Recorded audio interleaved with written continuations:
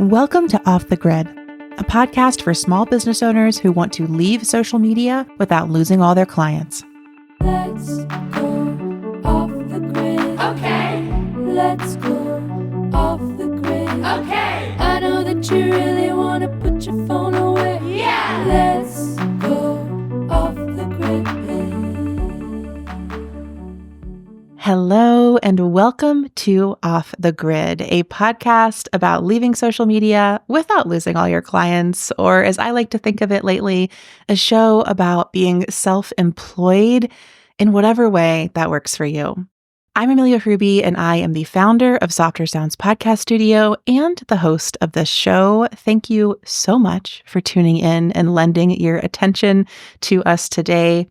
If you're new around here, I want to invite you to download the free Leaving Social Media Toolkit. It includes the 3 tools that I used to leave all social media platforms and launch a successful business without them, including my very popular list of 100 ways to share your work without social media. You can find that at offthegrid.fun/toolkit or at the link in the show notes. It is totally free, and I hope that you will go grab it now before we even dive into this conversation. Speaking of this conversation, today I have an amazing guest joining us. She is an interweb and Clubhouse member and has quickly become a dear internet friend of mine. I am so thrilled to be joined today by Podge Thomas. Podge is a queer POC neurodivergent Notion consultant. Her clients are progressive and radical self-identifying women and non-binary business leaders. When she's not Notion-izing, she is renovating her 1780s home in New England with her partner. And she's here today to talk to us about decolonizing our systems and ourselves. So welcome, Podge. I am so thrilled to have you on Off the Grid. Hi, Amelia. Thanks for having me. I'm really excited for this conversation. So I want to dive in today by actually getting to know a bit more about what you do and how you work. So I love that you are a Notion consultant, and many people don't know what that is or that it's a job or a business that people can have. Could you tell us a little bit about your background and how you found Notion and what it kind of unlocked for you when you discovered it? So I don't have like a clean professional story. I didn't do anything at the traditional time, right? So I had grown up in the UK, did not go to college at 18, got pregnant at 21 by some guy I had just met, like literally after maybe a couple months after I had moved to this country. I think it was like a month. I got pregnant right away. So I had this child and I kind of did that thing for a while, had all these different jobs. But there was a lot of pressure on me, I felt. Societal pressure, family pressure to go to college. And it felt like the easiest path to do it for music because I was already a fairly decent musician, right? That was something that I understood. I understood music. I knew how to play music. I knew how to sing music. I knew how to write it and read it and all that kind of stuff. So as a musician, right, quote unquote musician, I was technically a musician on paper. But there was clearly for me a disconnect between me as a musician and my classmates as musicians. And at the time, all that felt like was imposter syndrome. I didn't unpack it. I didn't try to understand why I felt different. I just knew that I somehow didn't belong, even though I was doing a lot of the same things that they were doing. And when I think about it now, I think all those people would have considered themselves artists or creatives. And I definitely did not.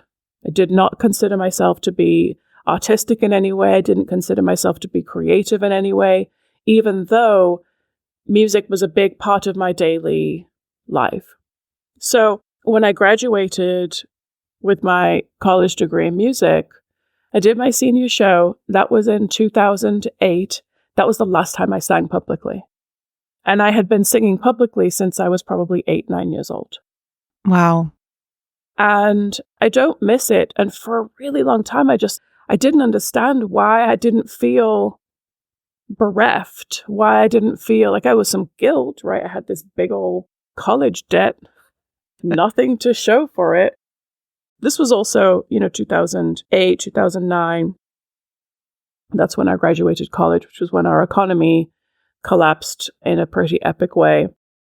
So for a number of years, I was just kind of flailing around trying to pull different jobs together so that I could make ends meet. And eventually, after multiple attempts of getting sort of what I thought that I was supposed to do, which was sort of a career position, like a 9 to 5, I did get a job working for a nonprofit organization in San Francisco, and I worked there for 4 years. And that was the first and last proper job that I had. And so, there's a bunch of stuff that happened in between. But when I left that job and I started to work for myself, I had gone to graduate school, I got to business school, and for a lot of years, I worked for a lot of different small businesses. So it was easy for me to make this leap between having a graduate degree and having this experience into being a business coach, right? So it was fairly simple. I kind of got that going. So what's one of the first things that you try to do when you start a business? Well, you got to get organized, right, digitally. And so there are lots of different tools out there that I had tried. I think I worked with Trello for a while. I tried Asana, which was always, Asana, like Asana, like, I don't know. Like, it just never worked for me at all. No shade. Use what works for you, right? It's super important. But around 2020, I was doing a mastermind. And that's when I was introduced to Notion. And at first, I was sort of using it fairly statically. Like, I think somebody created a template, and it was just one page with, some checkboxes and some drop downs and some, very basic stuff, no databases or anything. I was like, okay, this is cool. I can kind of have everything on one page. And, Notion works in blocks. So you can put all different kinds of things in. You can create columns and all this kind of stuff. And I thought, this is good. This is fun. I like this. And then I don't remember how I made the shift, but at some point I learned how to use databases, then how to connect databases to each other.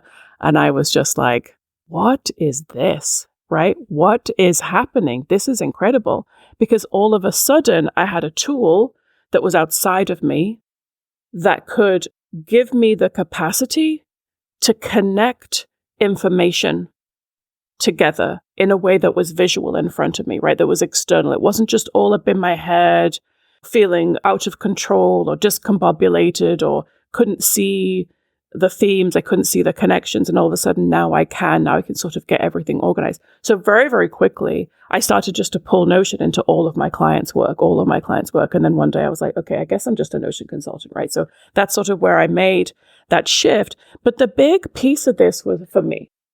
As an adult learner, school was always a struggle for me, and not because of my intelligence. And I could never really understand why. I just felt like everybody else understood something that I didn't understand. Everybody else kind of got, like, so things clicked for other people, and it just didn't click for me. I didn't know how to make notes. I didn't know how to stay on track of things. I didn't know how to get assignments done on time, right? There were all these different things about being in school that didn't work for me. And I've always had to adapt what has been presented to me in an institutional setting, like an educational institutional setting, and also a work setting, into something that I could work with. And so I was always looking for tools to help me sort of do that. And so I was really easily able to structure my business in a way that worked for me, and then also the business of my clients. So now here I am working with my clients, asking them, well, how do you think about this? What makes sense to you? How do you deliver on your service? How do you talk to your clients? What's your story? What's your journey? And then I could translate all of that into an operational system in Notion that didn't look anything like mine. It looked like what it needed to look like for them. Yeah.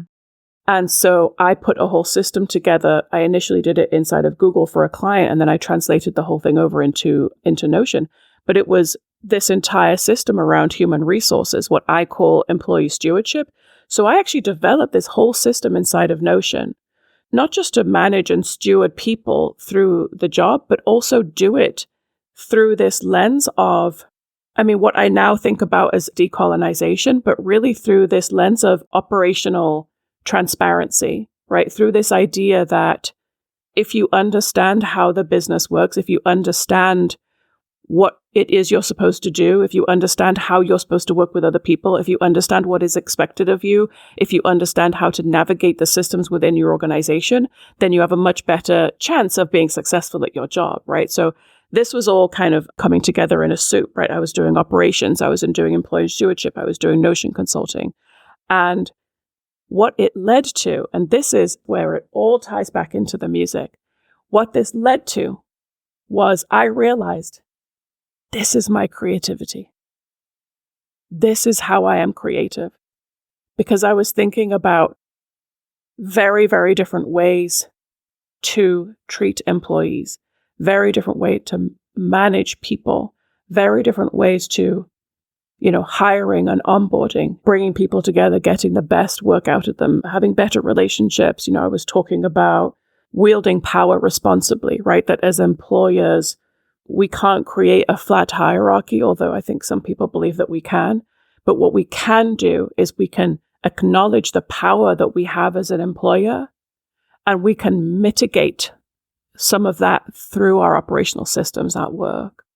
And this felt like I was creating things for my clients that I had never seen anywhere else. And it felt creative, not just to come up with those ideas, but it also felt creative to be able to build them inside of Notion. And that was so exciting for me to realize, finally, I'm an artist. Finally, I'm a digital creator, right? Maybe not in a traditional sense, but I don't care, because it clicked.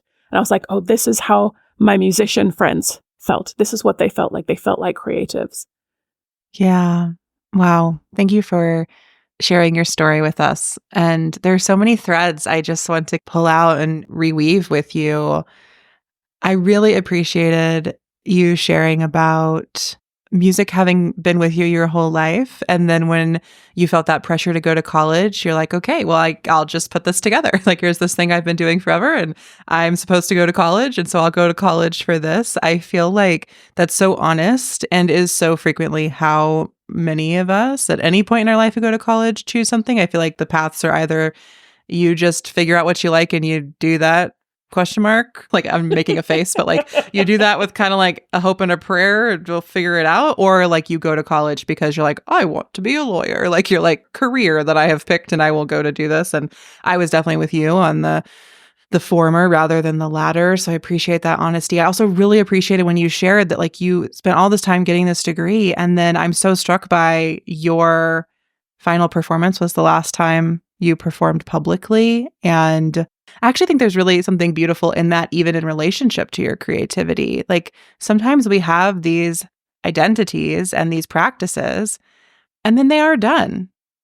And like you said, you didn't feel bereft. You didn't feel lost without it. And I think it's beautiful that you committed all this time to this, and also that you were able to recognize for yourself that like, okay, I've finished with this. And I can relate to that as someone who got a whole PhD in philosophy and then has been like, cool, I'm going to never read a philosophy book or think about this again.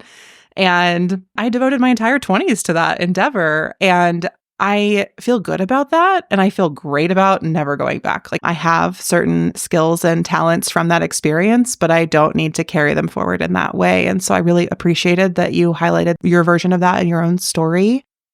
I think one of the ways this all comes together is the way that both like educational standards and expectations and societal forces coerce us into these certain ways of doing and being and thinking and learning. And it's really flattening. It's like the same for everyone. I used to say that the reason I got a PhD is just because I was good at school. My best skill was not philosophy. It was like capital S school. Like, I am different than you in that way. Like, I was just great at it. I knew how to do deadlines and papers and juggle the tasks and go to the classes and please the professors. Like, that was my actual skill. I did not really have any philosophical prowess. I had school prowess. You being good at school very much reminds me of Ken being good at beach. It's so true. I was school Barbie. That was like, that was exactly 100% what I was. It's been interesting to leave academia and have a whole nother way of just seeing like, oh, the people that I love the most in the world, like, school is not actually their thing at all. They think in all these exciting, beautiful ways, and they've figured out how to make the world work with them instead of against them in this. And that's a really challenging path. So I think I'm curious. There's so many just like artists and creatives and neurodivergent and nonlinear thinkers in our off the grid crew. And I would love to just hear any reflections you want to share on like how education forces our brains to like work a certain way or tries to force them to. And then kind of how we can or how you have like deconditioned, and even you use this word like decolonized your like way of thinking and working. Could you like maybe dig into that a little more for us or share your experience around that a little more? So there are two parts of education. We've got on one side, we've got curriculum. On the other side, we've got learning style. Both of these, in my opinion, are super problematic. I found this, and somebody later told me that it was bunk. I don't know if that's really true, but I found this online test where it's just a 5-minute test that you can take and it will spit out what your learning style is, right? So you've got audio, visual, and kinesthetic or tactile learner. So I took this maybe 5 or 6 years ago and come to find out that I'm a tactile learner. And if you're a tactile learner, sitting in a classroom is pointless. It is absolutely pointless, right? I learn something by doing it, and I need a practical application that is going to matter to me. So what is school? It's theory. And right from kindergarten, unless you've gone to, Waldorf or Montessori, the platform for teaching is you sit and I talk. That's it. So if you're a kinesthetic learner like me, a tactile learner, you're going to get bored, you're going to get fidgety, you're going to be distracted, and you're not going to absorb the amount of information that other people who are more visual or audio learners are going to be able to absorb. So then in theory, you can just sort of get further and further behind. It gets harder and harder. And then as an adult learner, and when I say adult learner, I'm talking about people that go back to school after the traditional age like I did, where you're not absorbing information the way that you did as a child. So you have to work a lot harder in a setting that is not built for you. And this is the only option you give me to be able to learn. I happen to be somebody who can't take notes. So if you're talking, I can't take notes at the same time. I can try to listen to you, or I can sort of, which is how I do it now. I use YouTube a lot because I find that really helpful. I'll watch it, I'll pause it, I'll take some notes, or even better, I'll actually apply it to something, and then I'll go back and hit play. I can't do that in a classroom. This is it, right? There's no recording. I can't go back and listen to it, and I have to be there, right? It's something like, 10% of your grade is attendance. What kind of BS is that? It makes no sense for somebody who is like me, where sitting in a classroom for 90 minutes is really hard, right? And when I was in grad school, we would have class only once a month, and it was 4 days of classes, and it was one whole day per class. I had to sit in a seat from 9 o'clock in the morning until 5 o'clock in the afternoon. This flattening, this one way of doing it, is very much influenced by white supremacy and colonialism, right? This idea that you have to go to school, and to go to school, you have to do it this way. And if you sit outside of that, it's going to be really hard for you. Therefore, you sort of get behind in all these other ways. So that's the learning style piece of it. And then the other piece is the curriculum. Just really problematic in so many different ways, right? That somebody else gets to decide what it is that I'm supposed to learn. And the people who decide that are often white, and they're often male. So what I might be learning in a classroom is going to be limited to what somebody else sees of the world. And if you're a white male, what you see of the world is very different from what I see of the world. It's very different from the experience that I have in the world. I remember in grad school, we had this quote unquote leadership class, which was a joke. And I go on the first day to this leadership class, and the teacher she has made this sort of fake fire on the ground in the middle of the classroom. And she's put around it all of these books, different leadership books. One of these books was an anthology of stories about different Native traditions, Native American traditions. And the whole book was written by a white man. And one of these stories happened to be a story from my tribe that was written by a white man. And this teacher, her introduction to this class was that we were to think of ourselves as a tribe. And as an enrolled tribal member, I had to go to that class for the rest of the semester. And I had no choice, right? I was in this dual MBA, MPA program, so my access to getting an MBA was to sit through this for an entire semester and to hear this woman tell the stories of my people and other people as examples of leadership.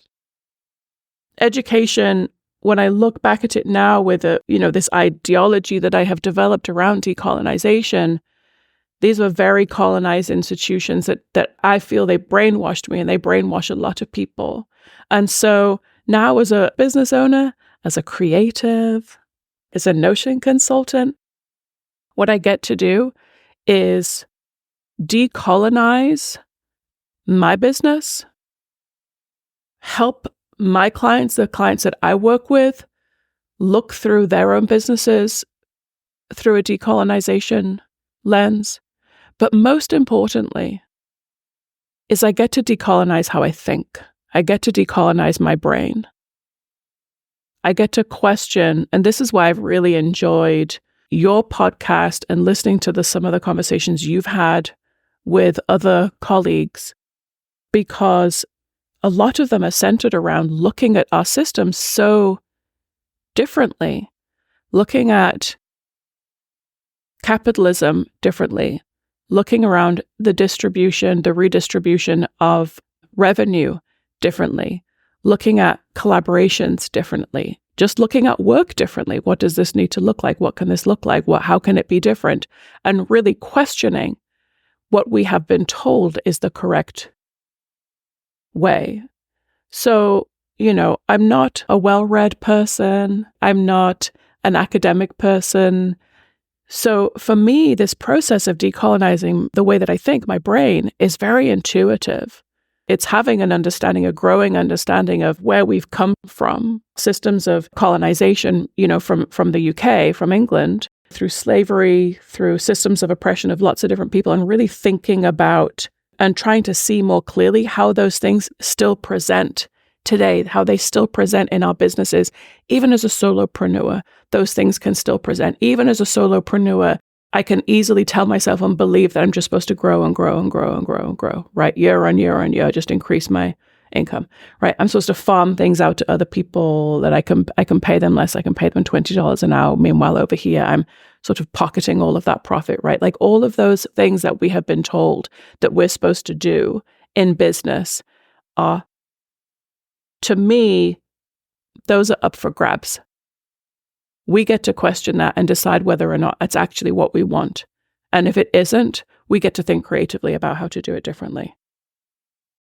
I'm struck by so much of what you shared in so many ways. And thank you for all of these stories and learnings.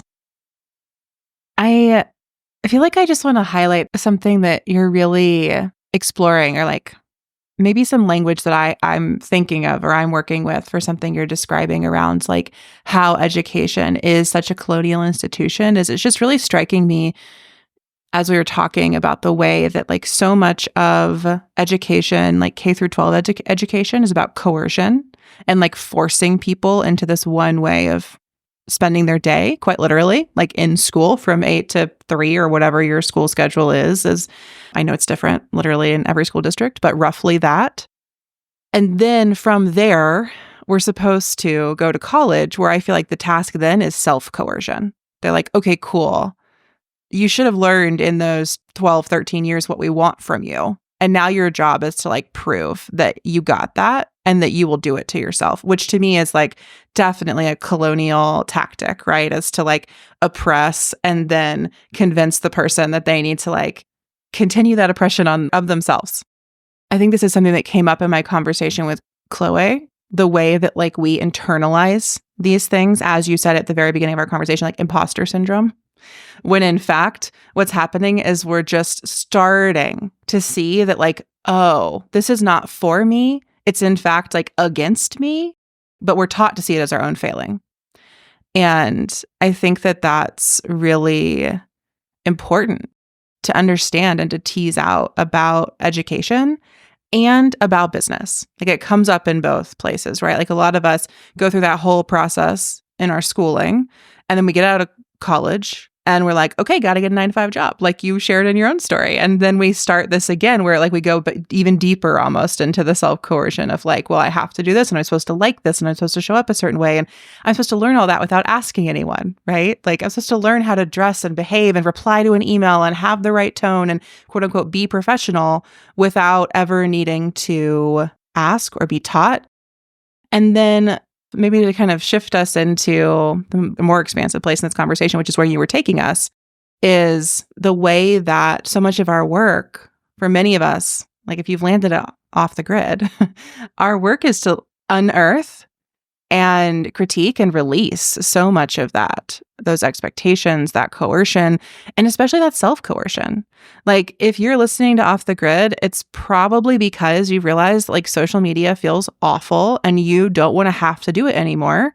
And that idea that you have to do it is coercion by big tech to a certain degree or society at large. And then we internalize it and we think like, well, I have to do it. I'm just not good enough. If I was better, it would work for me. And, I've loved meeting you through this podcast and other creatives and business owners who are like, no, I'm not going to do that anymore. I think identifying all those places where we are coerced or coercing ourselves is an important practice. So I think the next step of this, or one step of this that I know has been true for both of us, is like one of the ways we start to figure out where we've been coerced and how we've been coerced and how we're repeating that internally is through self-knowledge, is by getting to know ourselves. And I know that, human design has been really important in both of our journeys there. I know that embracing neurodivergence has been really important in your journey. Could you maybe speak a little bit to that self-knowledge piece and how that supported you and how I assume it supports your clients as well or has supported them in the past?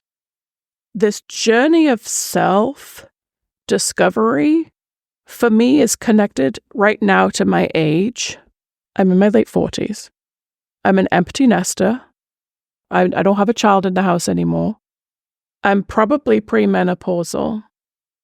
And I'm also just mature enough to be seeing things so differently to how I saw them 10 years ago, certainly 20 years ago, absolutely. And from our human design girlies out there and other genders, I'm a projector. My sun is in Scorpio. My moon is in Gemini. And I'm a Leo rising, which I just found out recently. I did not think that was the case. I was a little horrified because sometimes Leos and Scorpios just don't mix. So I have to learn about what that is and try to find the silver lining. And these frameworks that help one discover oneself, I'm sometimes worried a little bit about, am I being ruggedly individualistic? Am I abandoning the us in pursuit of the self? I hope that's not true, but I think I bring that up just to say that self-discovery and self-learning, I think, is one of the biggest gifts that we can give to ourselves. But I think that we still have to understand what that means in the context of community. Right. And you and I are here to talk about business, right? So in the context of business to community, like how do I serve the whole? By understanding and learning more about who I am. How does my deepening of my self-learning benefit us as a community? And I think on a very simplistic level, that just means showing up. It means having conversations. It means showing up even when I don't feel like it. It means showing up when I'm asked. It means making a contribution. It means calling myself a member, right, of our community. But I think it also means that understanding who I am, learning how I learn, gives me the tools and the knowledge that I need to unpack these systems, white supremacy, colonialism, racism, and to say, no, I actually don't want this. And I don't want to have to be on social media. I'm over here being like a weirdo digital creator. So how do I do that? And then how can I marry that with the parts of my business that are necessary for me to be able to do what I want to do? And that's marketing, right? How do I learn about myself? How do I understand how my brain works? How do I use that to contribute to my community? How do I market my business, market my services, market what I do, talk about myself? And then how do I deliver? That's sort of the journey. That's, to me, how all of those pieces tie in together. And then there's the listen, right? And then there's the feedback. There's the listening. There's the receipt part of it. How am I receiving that? How am I learning more? How am I listening to other people? And further expanding this whole cycle. That was really beautiful. You took us such an interesting place. As I was listening to you, I was thinking a lot about how I would definitely agree that so much self-knowledge is posited as a sort of like self-help that's simply here to make us more individualized, productive workers. And that is not what I am, or I believe we are interested in. And so for me, I think when we're on a journey of self-knowledge, it's always about liberating ourselves from these oppressive systems. But as we're breaking away from the systems, to the extent that that is possible for any individual, of course, we can't just like pop our whole lives out of capitalism or something like that. But as we break away from systems, we're doing that toward other people, not away from them. Like, I think there's an orientation here that's important. Like, we learn about ourselves so that we can better embed ourselves in communities, not so that we can opt out of them. Like, the commitment under the self-knowledge is to something bigger than ourselves. It's to each other, and it's to shared values that we choose to live out together. Hello, my lovely listener. Amelia here, interrupting this amazing conversation, because if you're enjoying this episode, the one you're listening to right now, I think you would really love the Off the Grid Clubhouse.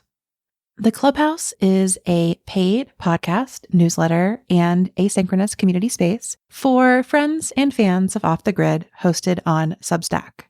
It's where I share my monthly biz forecasts, bonus episodes about my hot takes, personal feelings, deepest, darkest, brightest, lightest ideas about online business, and more. I also send out a monthly link roundup called The Click-Through, where I gather everything that I have been reading, watching, and intrigued by with regards to internet culture, social media happenings, and online business at large.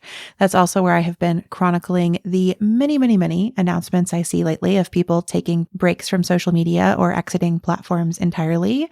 And all of the posts in the Clubhouse have community comment threads where you can ask me questions, share your experiences, and chat with other off-the-grid listeners. It only costs $5 per month or $50 per year to join the fun, and I truly hope that you will head to the show notes and check it out. I look forward to seeing you on Substack, but for now, let's dive back into this conversation. I want to make sure we take some time in this conversation to like mutually nerd out on Notion a bit. When I first went to Notion, I was like, tell me what to do, Notion. Like, I opened Notion as like a blank page. What am I supposed to do? I hear this from everyone. But what I realized eventually is actually that liberated me, because when I tried to work in Asana, as we talked about earlier, like I had to work Asana's way, and that doesn't work for my brain. Even when I tried to get into Trello in the past, like I had to work that way, and it doesn't work for my brain. But what I love about Notion is it a little bit like forces my hand on like, yeah, Amelia, what do you want to do here? I'm like, I don't know. Tell me what I want. But it's a little more like asking me, and I have to step into that. And so that's where I start to think of Notion as almost like, it's like a liberatory tool to me. And it has really empowered me to understand and communicate about how I work. And then also often like document that so somebody else could look at it and make any sense of anything I have going on. So I would love to hear, what are some of the things that you have built in Notion that have supported your unique way of learning and working? If I'm working with a client, developing an operational system for Notion that their whole staff is going to use, we have to assume, or I want to build it as though Nobody knows anything, right? Somebody comes in and they're looking at this for the first time. They have to be able to make sense of it. I always tell my clients, okay, we're going to create a task database and we're going to have some rules about how we create tasks. And when we write tasks down, they have to be in full sentences. They have to have a verb. They have to have an article. Like, it has to make sense. If somebody walks in off the street, they have to read that task and understand what it is that they're supposed to do conceptually, even if they don't understand anything about your business, which is like a nightmare for some people. I feel so called out and in right now. Okay, now I need to go into your Notion task list and see what it is, because there's probably something in there that's like called Janice. Or like, I can think of a recent task that was just cut the green shoes story. That would make no sense to anyone other than me. But all of this to say that my Notion space, there's a lot of instruction in there, because the chances are I'm going to come back, let's say, for example, the structure that I use for my monthly review. I only do it once a month. I don't remember what I'm supposed to do. And so I need it to be really, really self-explanatory. Like, I need it to be very detailed in its explanation, because I'm not going to remember what I did a month ago. Same for like my quarterly review or my annual review, right? Like, it just has a lot of detail, a lot of instruction in there. Because when I built it, I had an idea of what I thought it was going to look like. And the year from me now isn't going to remember what the year ago person was even talking about, right? So for me, a lot of my own system is around that. And I actually don't use my task database very much, which is a little surprising, just because I tend to be able to carry a lot of tasks in my head. And instead, what I have is a mind sweep system. So every couple months, I'll get really overwhelmed and I'll feel sort of stuck and I don't know how to move forward.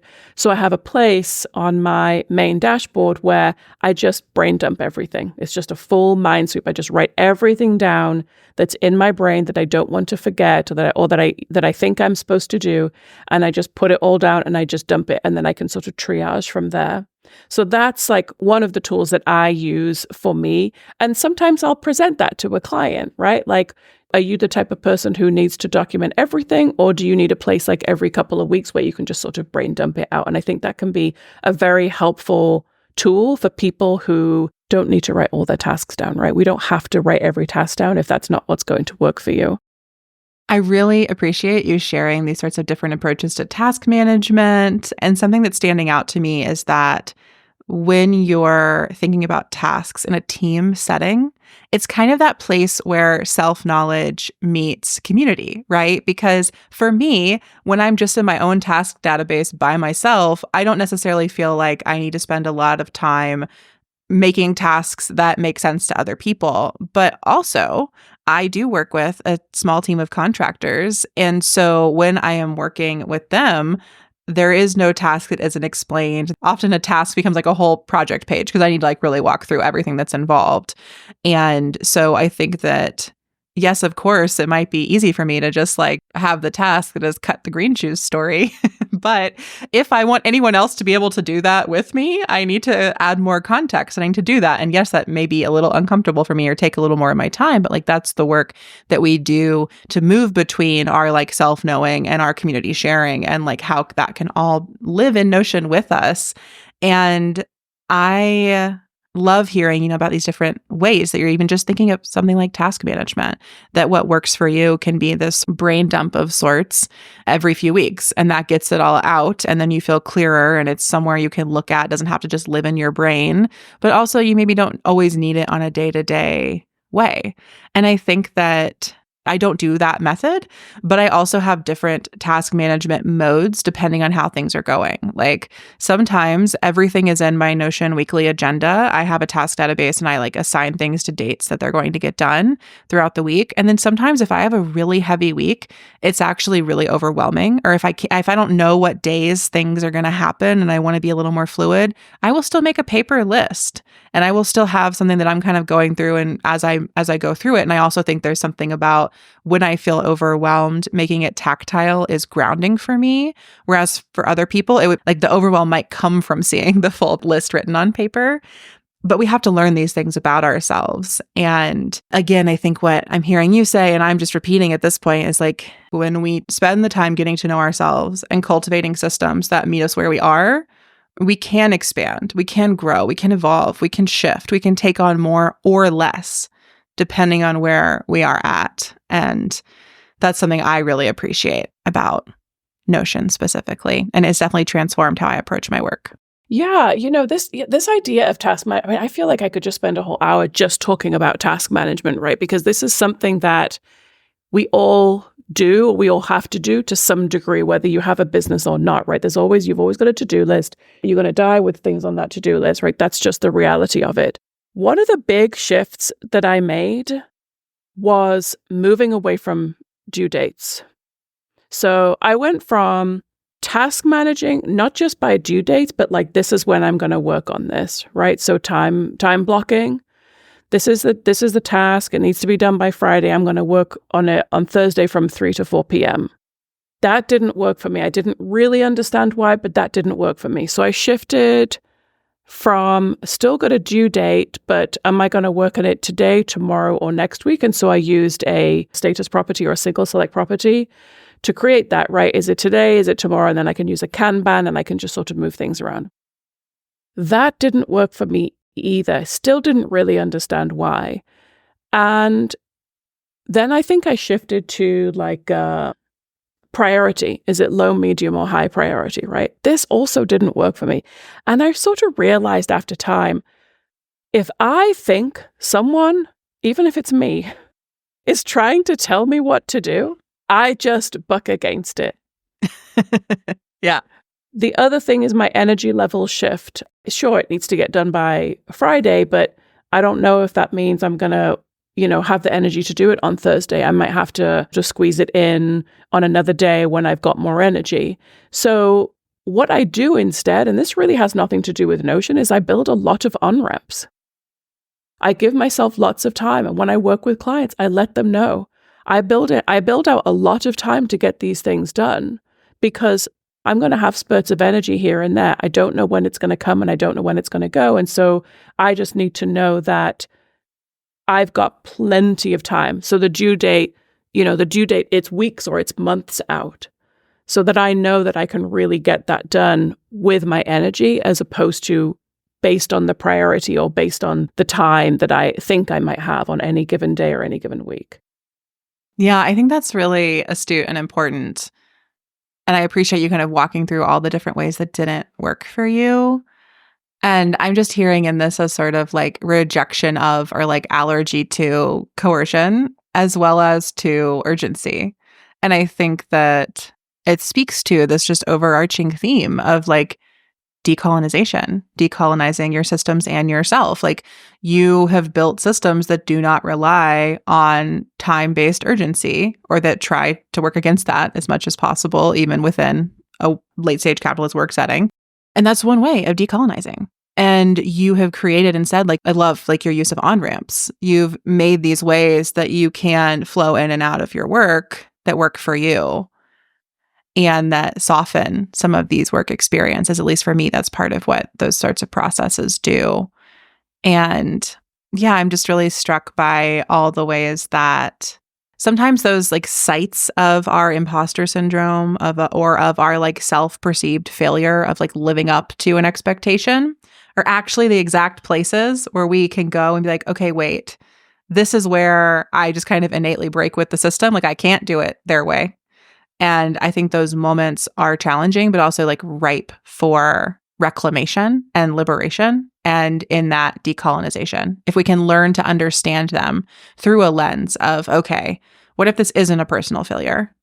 What if this is me rubbing up against a oppressive system or structural expectation? And instead of taking that in on myself as a failure, I can decide that I don't have to do it that way. Like, is that a possibility here? And that could be due dates. That could be social media. There's so many places in our businesses we rub up against those things. And what I love about being self-employed is because I don't have like a boss over me telling me I have to do it that way anyway, I actually have the space to ask myself if it's possible for me to let this go or to do it differently or to radically reimagine what that looks like. And it's hard, but it's honestly like fucking great on the other side. It is. Well, it feels like freedom. That's why I think it is liberation. It is freedom. It is choice. And this is why the practice of learning how you learn is so important. And I would be remiss here if I didn't talk about Tricia Hersey and the NAP ministry and, rest as resistance, because this is something that has really taught me, especially as a projector, that when I'm feeling that resistance, when I just can't go on, and I might go to a coffee shop, or I might move outside, or I might try and take a break, or something that is nothing shifts, is actually I need to rest. And that is the ultimate decolonization act, is I am not going to work actually. Just not going to do it because I literally can't. My partner pointed out the other day, I said to her, am I losing it? Because I've just been having all these big feelings, probably a premenopausal thing. Am I losing it? I feel like I haven't always been like this. And she said, Podge, when you were working, you were just masking all of this. You were masking all of those feelings. And now that you work in a way that works better for you, these feelings are just coming up all the time. They're coming up a lot more. They were always there, and it's not possible for everybody to be self-employed. It's not everybody's choice to be self-employed. But for me, self-employment gives me a level of liberation I know I can't find in a traditional workplace. Yeah, I feel similarly. Well, Podge, thank you for this entire conversation. I feel like we covered so much. And part of what I love about this, just to get a little meta for a moment about this conversation in this episode, is I feel like we talked about so many different aspects of decolonizing our systems and ourselves, but we did not wrap it up in this cute little 5-step how-to, because I think that in and of itself is counter to the project, or counter to the intention. I don't know how to wrap this up. I have no way to wrap this up. I don't have see, I'm not good at school. The conclusion thing I was always screwed when it came to the conclusion. So yes. But I think that that's really beautiful, and also speaks to why systems speak to you, because, I really love Donella Meadows' approach to systems as living beings. Systems don't end. They don't wrap up in a tidy bow, especially when we're cultivating them for ourselves and our communities that we know deeply and love well. And so I just think that in this conversation, what we've done is provided so many examples and so many possibilities. And listeners, there is a bit of an invitation, and perhaps even a challenging one to you, to think this through on your own terms, in your own self, in your own communities, without that sort of 5-step, here's how to decolonize your system. I don't want to offer that, because I think it's not true to what is necessary for doing this work, even though I love a checklist. I love a 5-step how-to, but that impulse I have to recognize is one of the reasons I love school. So they don't work together, and that's okay. And that can be okay. And that can be both nourishing and challenging at the same time. It's a call to accountability, that kind of challenging, perhaps. So thank you again, Podge, for joining me and for joining us on Off the Grid. Is there anything else that you'd like to leave listeners with before we go? Yeah, we've talked a lot about Notion, and we've talked a lot about self-learning, and I create a lot of Notion templates. Some of them I sell, and I'm working on a newsletter right now that sort of highlights some of the reasons why you might want to buy a Notion template, right? So if you're listening to this and you're a Notion nerd, you've probably downloaded some free or low-cost templates. I kind of just want to use that as an example of how you can use Notion and use Notion templates to deepen your own understanding of how you learn, deepen your own understanding of how you want to implement something into your system, right? That a Notion template, and I think we often buy Notion templates or things like this, right? We buy a new tool, we buy a new outfit, right? Because we think that it is going to fix something. We have a problem, I'm going to purchase this thing, it's going to fix it, right? But a Notion template or any kind of digital tool, it's a starting point, it's not the end point, right? A Notion template about, employee stewardship or, hiring or content management, something like that. it's a place for you to start. It's a place for you to look at how somebody else has structured something and have it help you understand how you want to structure it or how you think about it, right? You sort of purchase this thing, it's $5, it's $30, whatever it is, and it actually gives you a starting point so that you can sort of understand, okay, so this is how somebody structured their content management system. Well, this isn't going to work and this isn't going to work and I need a different view. And just that act helps you learn about yourself. And for me, learning how you learn, learning how you understand, learning how you communicate, that's what this is all about, really, if we're going to tie this into a neat bow at the end, right? That the opportunities as radical business owners, as business owners who are trying to decolonize our systems, decolonize our brains, decolonize our environments, that's the key to it. How do you think about this? How can somebody else's thinking challenge how you might be thinking about this? And how can it deepen your understanding? How can it help you serve better? How can it help you be in community better? Beautiful. Thank you so much. I will link to all of your work in the show notes so folks can connect with you in new and exciting ways if they want to go deeper into what you do and how you work in Notion. So head there if you want to connect with Podge. Thank you, listeners, so much for being here and for joining us in this conversation. And until next time, we will see you off the grid. Thanks for listening to Off the Grid. Don't forget to grab your free Leaving Social Media toolkit at offthegrid.fun/toolkit. This podcast is a Softer Sounds production. Our music is by Melissa Caitlin Carter of Making Audio Magic, and our logo is by Natelier Studio. I'm your host, Amelia Ruby, and until next time, I'll see you off the grid and on the interweb. Let's go off the grid. Okay. Let's go off the grid. Okay. I know that you're